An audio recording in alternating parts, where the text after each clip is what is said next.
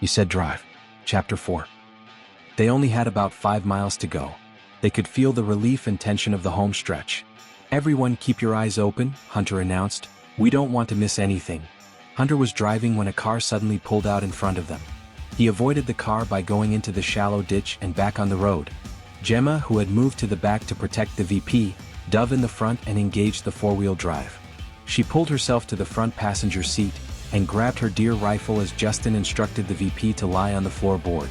The errant car began pursuing them. Hunter accelerated, reaching 70 miles an hour quickly. Gemma rolled down her window, wrapped her leg up in the seatbelt and sat on the ledge. She began firing on the car as Justin leaned out the rear driver's side window and did the same.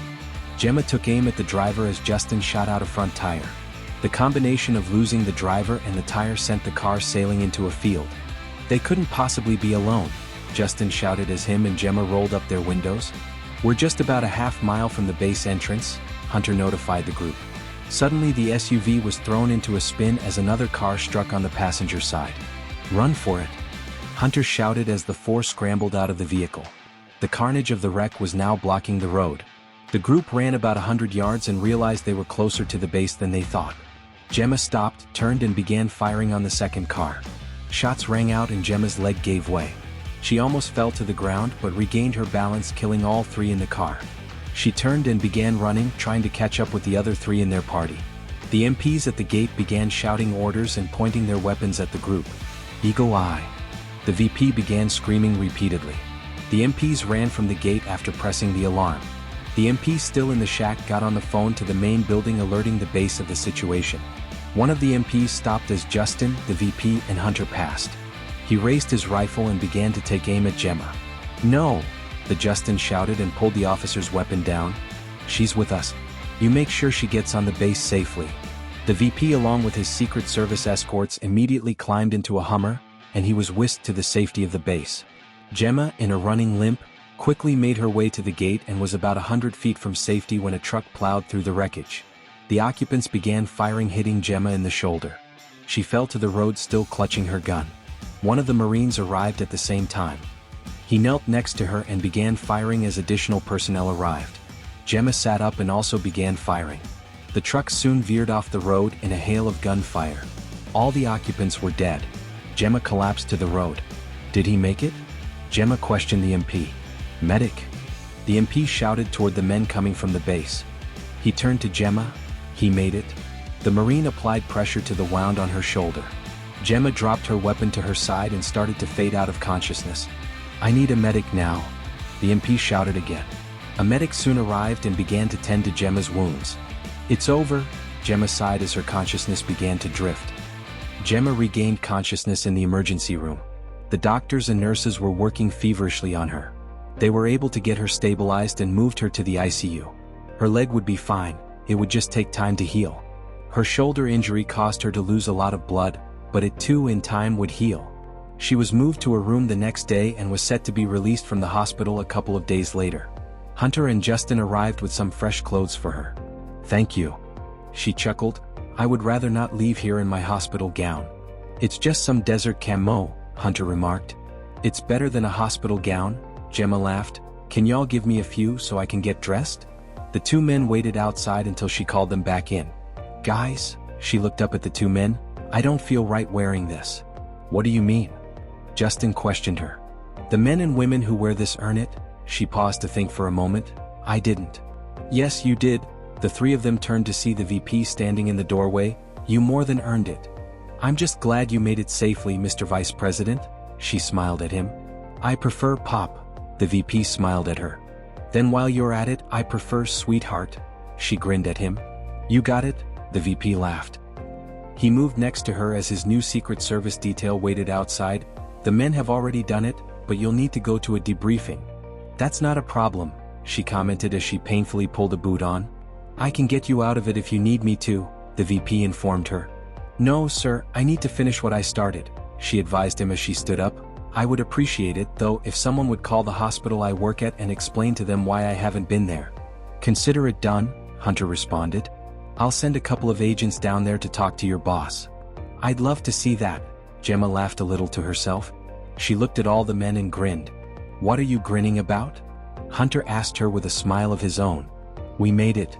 Yes, the VP smiled, we did. Gemma hobbled to her debriefing with her arm in a sling. She gave her account and was escorted to a small apartment on the base. She would have more questions to answer the next day. Hunter came by later in the evening and took her to town to do some shopping. They made it back to the apartment and unloaded all of her belongings. Why do you have the cast? Hunter questioned as he looked at her right hand. When the car rammed us, Gemma said, and Hunter nodded. It broke my wrist. Really? Hunter was shocked. You shot all those rounds with a broken wrist? Gemma nodded. She finished her debriefing and soon began to wonder how she was going to get home. She finished packing the few items she had acquired when she heard a knock at the door.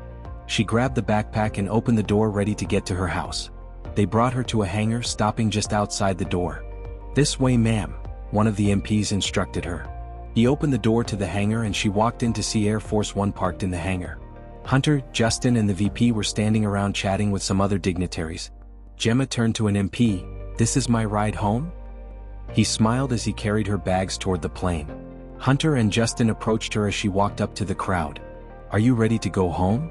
Justin smiled as he questioned her. Are you serious? Gemma questioned their sanity. Yep, Hunter laughed out. The president sent this after learning what happened. Hunter stepped closer to her. We're going to escort you home and then head back to DC. Gemma was stunned. Are you serious? The men laughed at her and walked with her to the plane.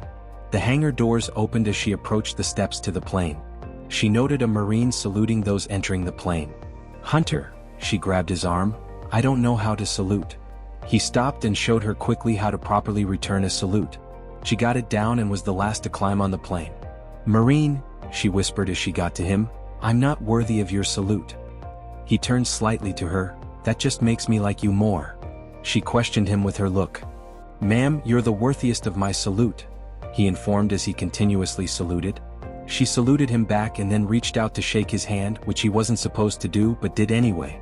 She boarded the plane and was met by Hunter at the door. He brought her back to a seating area and showed her to a seat. He sat next to her and the two began talking. The VP noticed all this and leaned over to Justin, who was standing near him. Is Hunter sweet on her?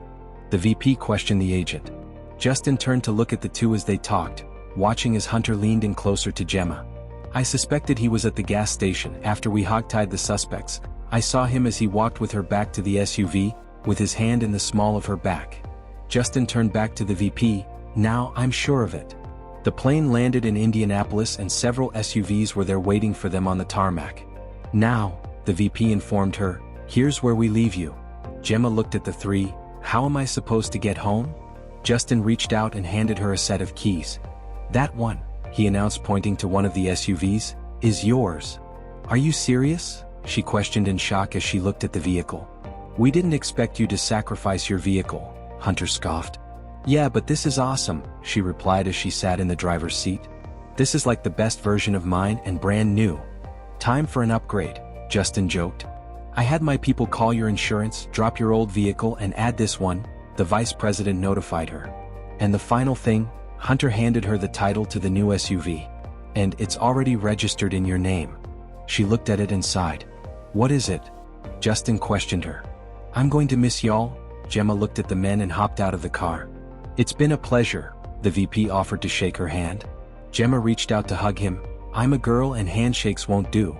The two shared a warm embrace. I'm glad. Gemma in turn hugged Justin. She reached out to Hunter. I'll miss you the most, she whispered as she hugged him. Me too, he whispered back. The men reboarded the plane and the agents waiting on the tarmac escorted her off of the airport runway. Gemma drove up to Camp Wanatoba in the Indiana countryside the next day. Gemma walked up to where the campers had gathered. She soon spotted her kids. Mom? Martin yelled as they ran over. Gemma hugged them. I missed you guys. What happened? Claire asked, looking at Gemma's injuries. How about I tell you about it on the way home and we can barbecue burgers while y'all swim? Gemma questioned the two. Okay, they were both excited. They grabbed their bags and walked toward the cars. Where's the car?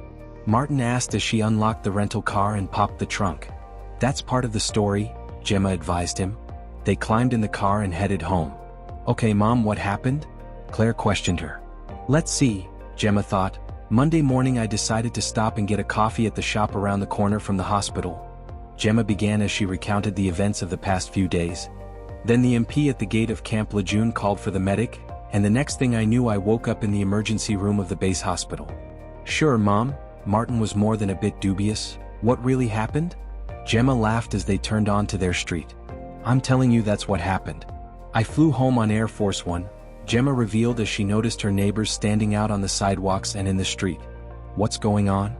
She turned the bend in the street to see SUVs and Secret Service gathered on her lawn in the cul-de-sac. She was stopped by an agent about a block from her house. Where do you live, ma'am? I'm Gemma Lambert, she informed him as she looked up. Please proceed, the agent stated and turned to talk into his mic. She glanced in her rearview mirror to see her kids in stunned silence. I tried to tell y'all, Gemma chuckled. She pulled into her driveway and they all climbed out. Guys, get your stuff out of the trunk and put it in your room. You can wait until later to unpack. Yes, ma'am, they both muttered. The two ran in and Gemma turned to the agents. What's going on? I hope you don't mind, ma'am, but your neighbor provided us with a key, the agent explained. The VP is waiting for you in the house. Gemma turned to see Chelsea waving from the edge of her yard. Gemma politely waved back and made a mental note not to return the key to Chelsea. The VP is waiting, ma'am, the agent instructed. Thank you, she walked over to the door. She turned and glanced back at the street, and saw everyone from about 2 or 3 blocks standing at the checkpoint the Secret Service had set up. Gemma walked in to find the VP, Hunter and Justin in the kitchen, along with a contingent of the local Secret Service. I owe you a beer, the VP chuckled, and Hunter has something for you. We decided, since you were acting in the position for 3 days, that we would present this to you for all your efforts. Hunter handed her a box. She opened it and found a Secret Service badge in it, and a small certificate of authenticity. Gemma laughed. This is awesome. They headed out to the patio as the kids ordered several pizzas at Gemma's request. Later in the evening the VP pulled Gemma aside. Is there anything else you need? Gemma started to say no, but then turned to the VP and smiled. There's one thing. Carter hopped off the tractor deciding to get the mail while he was on his way to the lower 40 acres. He opened the box and pulled out the envelopes inside. He singled out a large legal envelope and opened it. He pulled out a stack of papers and Connor's license plate. He began reading and quickly thumbed through the papers. He soon located and pulled out the deed to Pop's land. His heart raced as he read further. Also, it has been determined that this said land has been found by the county tax assessor's office to be hereby non-taxable. Carter couldn't believe it. He began screaming as joy and relief swept over him. Then he started laughing. Gemma? Thank you for listening to my story, He Said Drive. Please like and subscribe for more stories are to come.